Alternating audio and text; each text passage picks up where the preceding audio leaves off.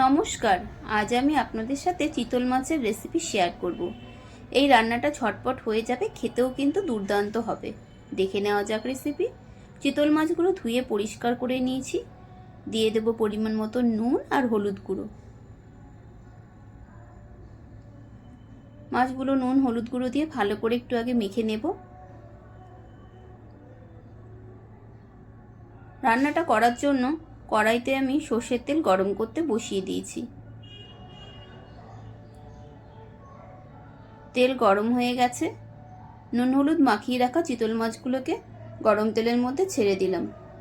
মাছগুলোকে উল্টো পাল্টে লাল করে ভেজে তুলে নিলাম। ওই তেলেই ফোড়ন দিলাম তেজপাতা, শুকনো লঙ্কা আর কিছুটা জিরে। ফোড়নগুলো সামান্য একটু নেড়েচেড়ে নেব। এরপর দিয়ে দেব পেঁয়াজ বাটা। মিডিয়াম সাইজের একটা পেঁয়াজ আমি বেটে রেখেছিলাম, সেটা দিয়ে দিলাম। দিলাম পরিমাণ মতন আদা বাটা, দিলাম নুন, সামান্য একটু নেড়ে নেব। এরপরে দিয়ে দেব ছোট সাইজের একটি টমেটো টুকরো করে কেটে রেখেছিলাম, সেই টমেটোগুলো দিয়ে দিলাম। পরিমাণ মতন জিরে গুঁড়ো, দিলাম লঙ্কার গুঁড়ো, ঝালটা যে যার স্বাদ মতন দেবেন, আর দিলাম পরিমাণ মতন হলুদ গুঁড়ো, অল্প একটু দিলাম ধনে গুঁড়ো।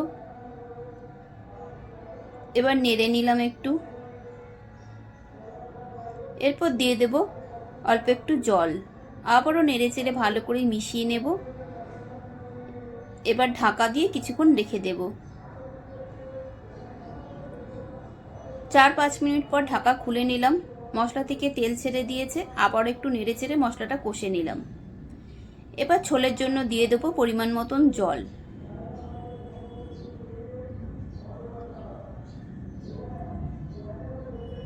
আবারও ভালো করে একটু নেড়ে নেব। মনে হলো একটু নুন লাগবে, আমি সেটাও দিয়ে দিলাম। এরপর ভেজে রাখা চিতল মাছগুলোকে দিয়ে দেব ঝোলের মধ্যে। খুন্তি দিয়ে মাছগুলোকে একটু ঝোলের মধ্যে ডুবিয়ে দেব, আর এভাবে কিছুক্ষণ ফুটতে দেব। রেসিপি দেখে ভালো লাগলে লাইক, কমেন্ট, শেয়ার অবশ্যই করবেন, আর নতুন বন্ধু হলে বন্ধু হয়ে পাশে থাকার অনুরোধ রইল। এবার কিছুক্ষণ এভাবে করে ফুটতে দেব।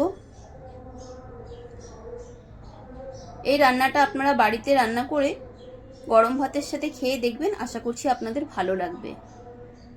3-4 মিনিট ফুটিয়ে নিয়েছি। এরপরে দিয়ে দিলাম গরম মশলা পাউডার। রান্নাটা আমার কমপ্লিট। গ্যাসের ফ্লেম অফ করে দেব। এই যে এবার পরিবেশন করে নিয়েছি।